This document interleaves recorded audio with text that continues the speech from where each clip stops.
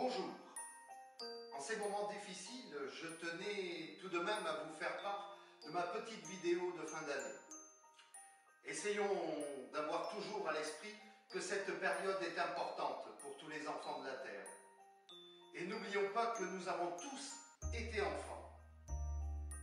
Alors, aujourd'hui, je vous propose de partir un peu à la recherche de cette petite fille ou de ce petit garçon qui est en vous, au fond de vous. Je vous propose tout simplement de vous laisser bercer par de douces images, des paroles qui, j'en suis convaincu, sauront toucher une part de vous-même. Alors je vous souhaite à tous un bon visionnage.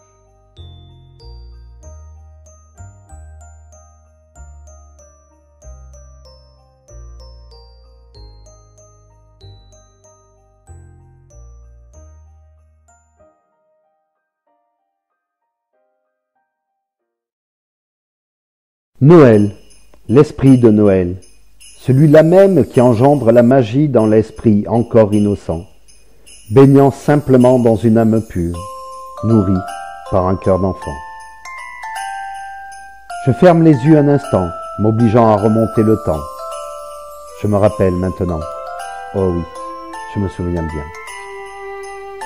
Je flâne un peu dans les rues adjacentes à notre lieu de vie.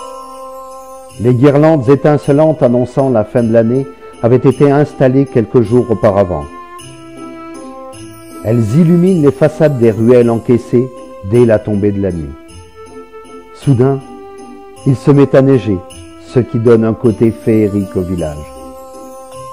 Au loin, tout en hauteur, les lumières de la station de ski brillent de 1000 feux. Elles semblent sortir de nulle part. Mais cela rajoute à la magie de l'instant. Tous les magasins avaient rivalisé d'ingéniosité pour décorer leur devanture. C'est un véritable concours pour savoir qui aurait la plus belle des vitrines.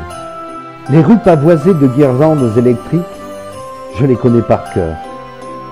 Ce qui m'intéresse ce soir, c'est le plus beau lot du loto et la plus belle vitrine des commerçants. J'avais pu voir, depuis quelques jours, mon père et ma mère s'affairer à la tâche, mais sans connaître leur sujet. Ils avaient pris soin de cacher la vitrine de notre magasin. Tous délivreront leur travail samedi prochain. Comme à chaque fois, mes parents avaient fait des folies en matière de cuisine pour le soir de Noël. Mon père s'esquintait les doigts en essayant d'ouvrir 3 douzaines d'huîtres qui lui tenaient tête. Pendant ce temps, maman s'affairait devant ses fourneaux remplis de victuailles.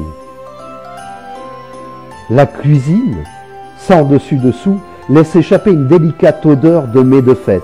Les produits du terroir ne sont pas en reste. Je viens de finir de décorer la table pour les festivités. Pour la première fois, je vais donner un sérieux coup de main aux préparatifs. Je veux me faire modèle pour le vieil homme à la barbe blanche. Je dresse délicatement le foie gras de pays et le jambon de montagne dans les assiettes. Au même instant, maman finit de découper un poulet particulier, acheté au marché local. Les paysans du coin ont appris depuis peu à faire l'élevage de chapons pour les fêtes, pour le plus grand plaisir des gourmets. Il va rester bien au chaud dans le four pendant que nous mangerons les entrées, me dit ma mère avec un petit sourire. Je tombe littéralement de fatigue. Heureusement, nous entamions la dernière ligne droite de ce repas gargantuesque. Nous sommes tous repus, mais nous pouvons déroger à la règle sacrée de mon père. Un repas sans fromage n'est pas un bon repas. Un minuscule morceau suffirait à faire honneur à sa devise. Il me fallait garder un peu de place pour la délicieuse bûche traditionnelle. À l'instant où ma mère déposa celle-ci sur la table, un vacarme se fit entendre dans le magasin. Quelques secondes de plus, et c'est au tour de la porte, séparant le lieu de travail de la demeure, de claquer brutalement. Nous nous arrêtons subitement de parler.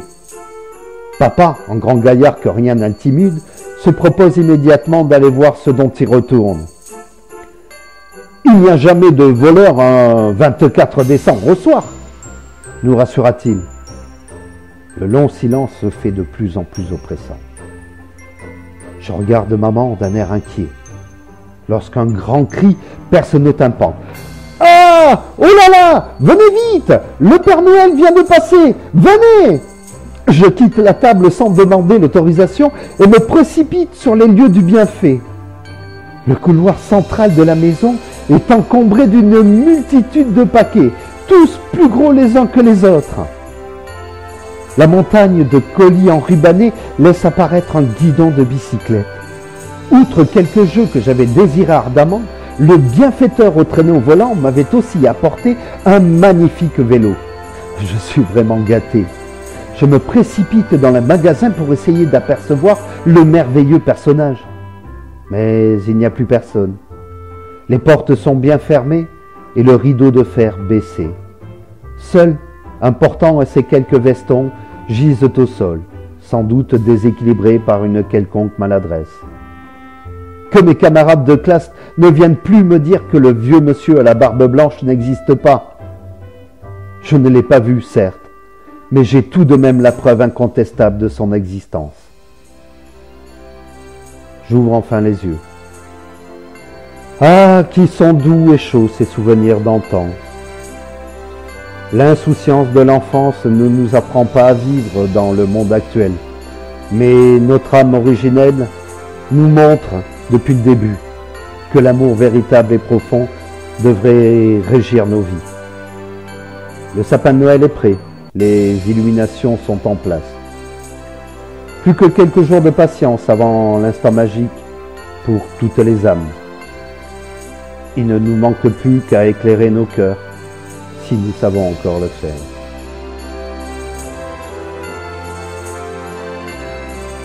Continuez à ouvrir son cœur avec amour pour donner le meilleur. Un geste simple du cœur envers autrui amène l'harmonie, un peu de joie, la lumière dans l'âme de chaque être. Noël est un jour de partage où le cœur connaît le bonheur.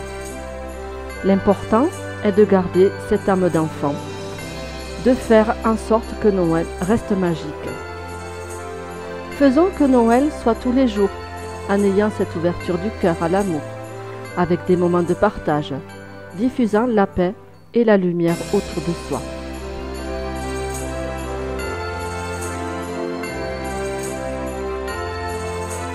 Joyeux Noël à tous! Joyeux Noël à tous!